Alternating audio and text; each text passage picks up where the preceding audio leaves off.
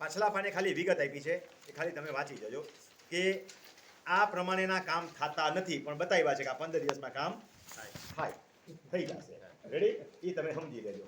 એમાં કાંઈ વાંચી સંભળાવવાની જરૂર નથી. હવે તમે અહીંથી શરૂ કરો છો જમીનનું એકત્રીકરણ બાબત. જે અરજદાર છે એ પોતાનું નામ લખશે, સરનામું, મોબાઈલ નંબર અને તારીખ. મામલતદારશ્રી જે લાગુ પડે છે એ.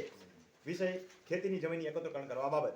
કઈ કઈ મોજે ગામ ખાલી જગ્યા, તાલુકો ખાલી જગ્યા, સર્વે નંબર અને બ્લોક નંબર ખાલી જગ્યા તથા ખાલી જગ્યા તથા ખાલી જગ્યા જેના એકત્રીકરણ કરવાના છે એનો ઉલ્લેખ અહીંયા કરી નાખો. પછી અરજદારનું નામ, ખાતા નંબર, સરનામું, ધંધો, ખેતીની જમીન ધારણ કરવાની વિગત.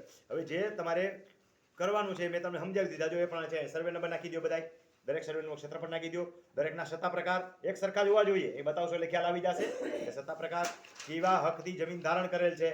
વારસાઈથી હોય, ખરીદેલી હોય, જે હોય તે. એક જમીન વારસાઈ એક ખરીદેલી હોય તો હાલે, ગિફ્ટથી મેળવેલી હોય, વસિયતથી મેળવેલી